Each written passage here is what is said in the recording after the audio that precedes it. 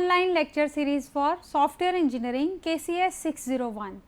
In this lecture, we will be discussing about the functional testing, performance testing, top down and bottom up approach. After covering the testing objectives and different types of testing, that is starting from unit testing, integration testing, system testing, acceptance testing and then regression testing. So, we can classify the testing into broadly two categories. One is my static testing and second is my dynamic testing. Static testing means ki this is done before the compilation of the software, that is at the initial stages of the software testing, the requirements, the different design or the code review is taken, that comes under static testing. And dynamic testing, it is done after compilation of the software. Software is going to execute with the intention of find the defects, and dynamic testing, the examples are white box, black box or grey box. That is the functional testing, the non-functional testing, they all come under dynamic testing when I am doing the testing after the compilation of my software. So, moving on to the two types of testing approaches, as we have said, dynamic testing approaches rather. First is my functional testing. Functional testing means I am going to the inside view of my software. I am going to check the functions. So, I start with unit testing, I go on to the integration, I go for the system and then lastly my designed product is being accepted. They all comes under functional testing. I am going to check the designed functions of my software. Then second is my non-functional testing. Here I am not interested about the functions of my software. So, what should I check in this performance testing? I should check the performance of my system, designed software. I should check ki how secure is my software, in how much time it is giving the result, how much usable it is to the client needs, how much reliable it is and how much compatible it is different systems. So, they all comes, they all measures, they comes under non-functional testing, that is also known as performance testing. That is performance testing, security testing, then usability testing, compatibility testing for checking the reliability, for checking ki how much robust is my system, how much changes it is accepting, how much needs it is meeting. If the needs are changing, how much compatible it is with the needs, they come under non-functional testing. They both are very much important. Only I cannot say ki functional testing is important, non-functional testing also plays a very important role. Then starting from the functional testing, this functional testing, it is also known as the black box testing. Black box testing means that it is kind of software testing in which my software is tested against the functional requirements or specifications that I have decided earlier in the earlier phases of my SDLC.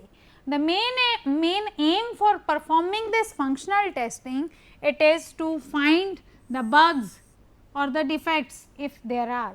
Means I am going to check the entire function of my system for giving different set of inputs key and whether I am getting the respective output as desired or no, ki whether the expected output is meeting the requirement specifications or it is not meeting.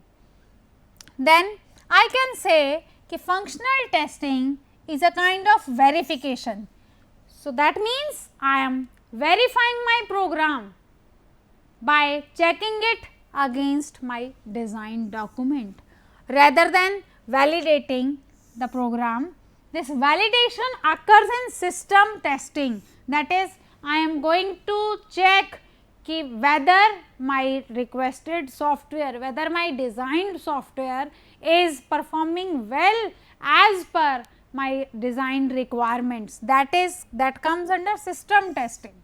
So, system testing, it comes with the validation, and functional testing, it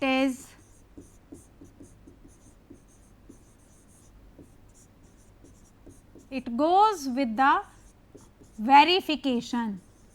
So, when I am saying ki verification, that means I am checking it with my design document DD.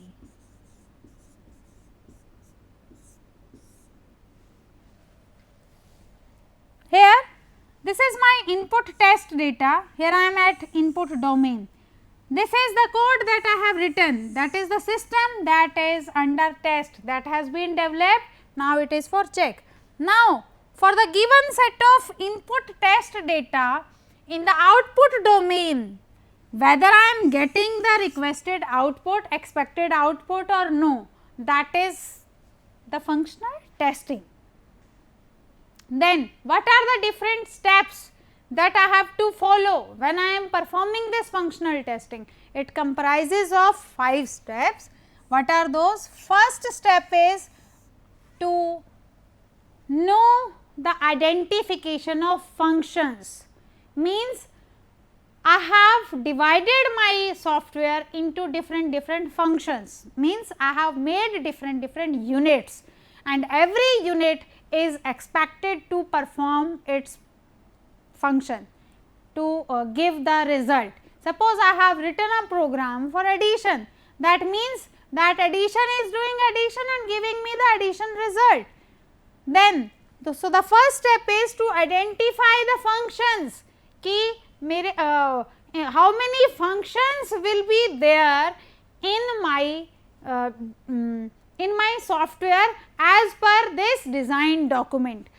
Till now, from the SRS, start following any kind of model, I have designed the SRS, either I have followed waterfall, either I have followed spiral or prototype, whatever model I have followed, I have made an SRS.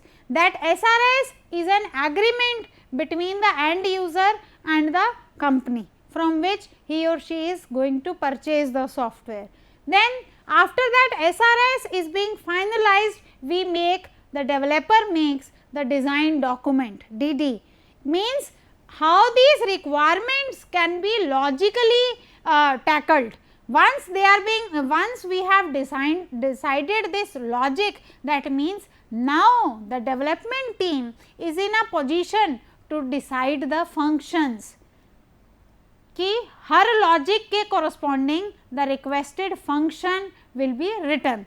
Then comes the coding part, कि write the code for that identified function. Then comes the unit testing part, कि once you have written that function code, now please execute it, please check it, कि whether it is giving the correct result or no. If no, there is some error, so there is some bug, so I have to fix that bug. So, first step in performing the functional testing is very much important, कि I have to identify the function, identification of the function as expected to perform. Then the second step, I have to create the input data set and I have to determine the output. These two things I am performing here depending upon my function's specifications. Once I have written this function, so I have listed the specification of this function. So, when I am listing the specification of this function, that means as per this specification only I will be creating my input data set, I will be passing the input to any function, that kind of variable that I will be that function will be having. Suppose a function is defined two integer variables. So, add in braces 10, 20 I will pass. So, if it is defined float, so I will define float variables or typecasting will take place or 3 variables, whatever specification has been decided in the function, accordingly the input data set will be created and the output will be determined from that only. Output, how I am going to determine the output? As decided in the function itself. Then once I am done with these 3 things, identification of functions and input and output data set creation and their determination, I should focus my mind on my test case execution. Now, I am in a condition to execute the test case, because my input and output now they are known. I know ki what kind of input I have to pass and what should be my expected output. So, on based on this I may write my test cases. So, 4 test cases I may write, 5 test cases I may write, otherwise these test cases, some test cases will be similar also, na. So, in that I have to decide, that means execution of test cases is now in the next step. Then actual and expected output comparison. Once my these test cases they are executed, now I am in a condition to see there is a change or they are same. What? My comparison outputs, actual output that I am getting from the execution of my software and what I was expected output as I have decided in my SRS. So, are they meeting same or there is any comparison? Is there any deviation? So, is there any deviation? I have to handle that. Then the last step, I have to check the application ki whether it works as per customer needs or not. So, that means if there is any change between the 2 outputs, that is the output that I have expected in my SRS and that I am getting, second I am getting from my execution of the designed software. So, that is what I am checking my application behavior, ki whether it is according to the customer need, end user need, or is there any deviation. So, if there is any deviation, accordingly we will work out, means there will be some changes being made in the SRS that will reflect some changes in the design document, and that they will reflect the functions, specifications will be changed. Once specifications they are being changed, there will be change in the coding. Coding means that will reflect again redoing of unit testing, integration testing, system testing and again acceptance testing. Next is my performance testing. As I have said ki this performance testing, it is also called as non-functional testing or perf testing.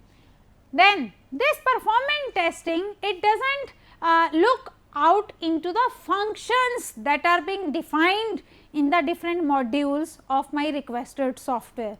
So, it is a kind of software testing that ensures that the software applications they are working properly under the expected workload, ki whether my requested software is able to carry this workload or no, whether the functions that I have specified they are enough or there is any need to define any more functions.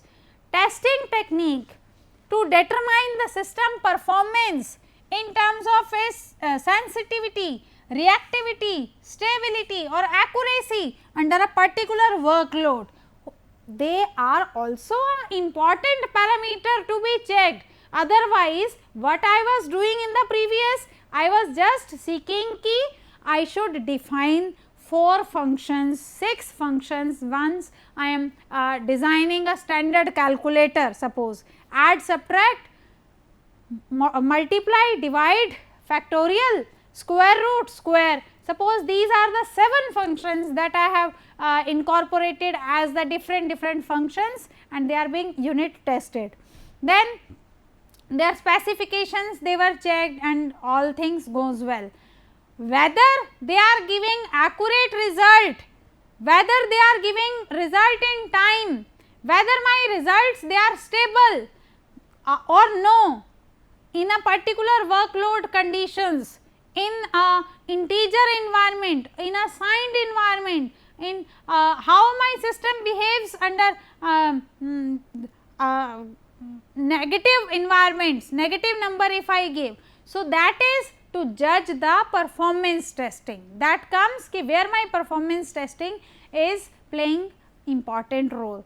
That is, I am going to analyze the quality and capability of my product, that is my performance testing. There are different attributes for performing this performance testing. First is speed. Speed means ki whether my software product it responds rapidly or there is some delay for performing the calculation, ki how is the behavior of my software, that is knowing the speed. Then is the scalable. Scalable means I have to determine the amount of load the software product can handle at a time. Then the third kind, that is stable. Stability, it determines whether the software product is stable in kind of various workload or no. That is again very much important.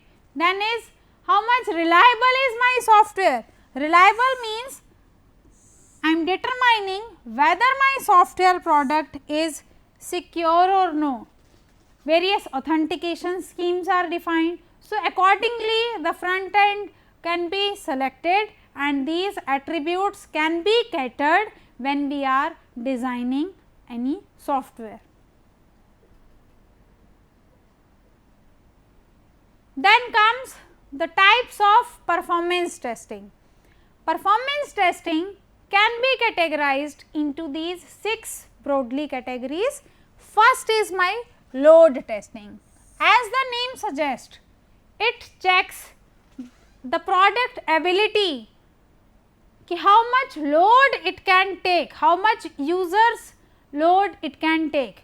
Ki suppose several users they are going to use the same software. So, at that time how is the behavior of that software, ki various users if they are opening that window or they are working into the software, then how it behaves, it becomes slow, the pages becomes unresponsive.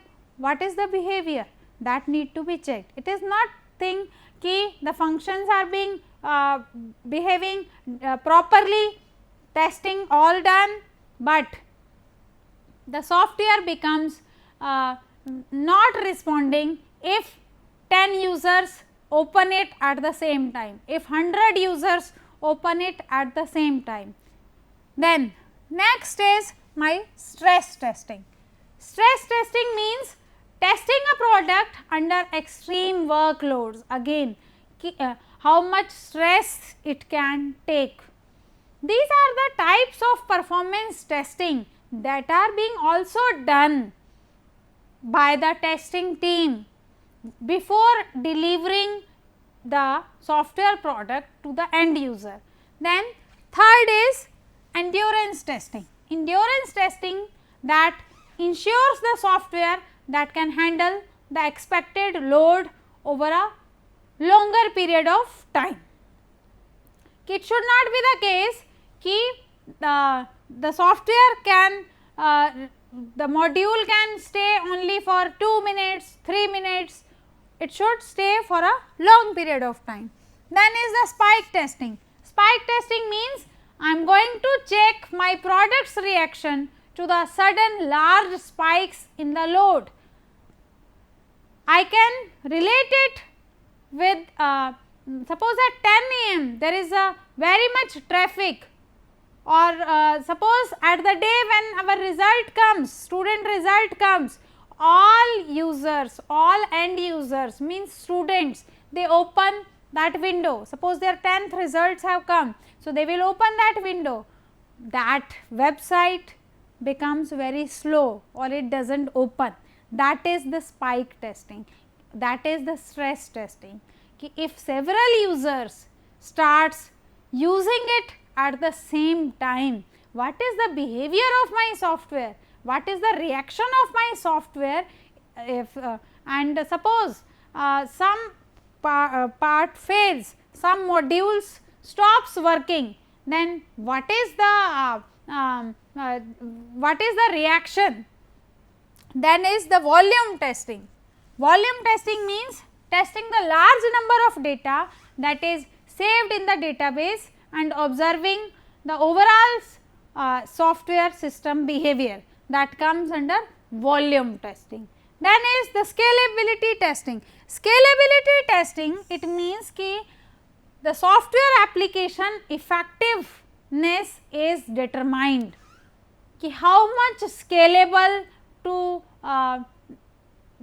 behave in the user load environment. Suppose there is a increase in user load, I want to scale my software, what will be the behavior of my software, how much effective my applications will run, that is the kind of scalability testing. Then next is the process of performance testing. The performance testing, the first thing we start with identify the test environment. We start with identifying in which environment the testing will go.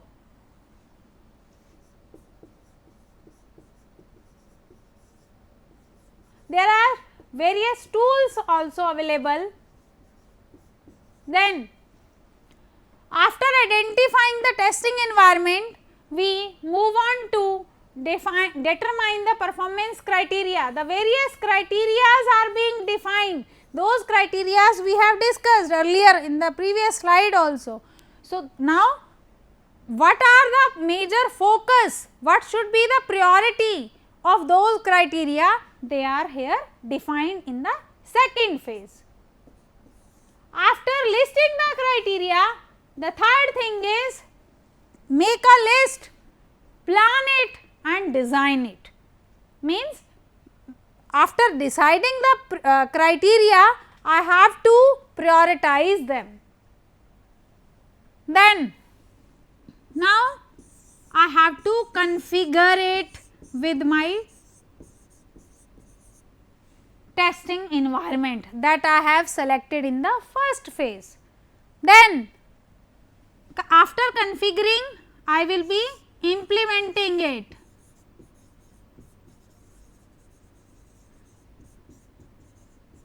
Then I will be test cases, they will be run, and then reports, they will be analyzed. This analysis, it shows the performance of my software.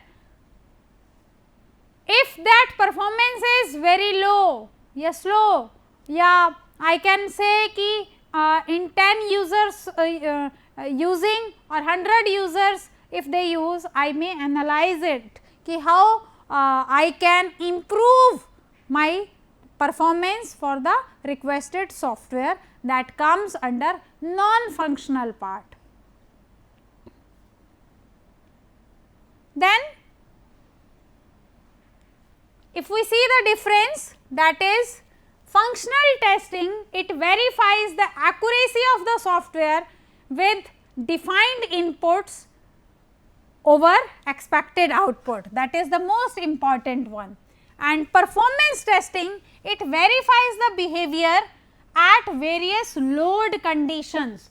This functional testing, it can be manual or it can be automated, and performance testing, it will give me the correct result once it is automated.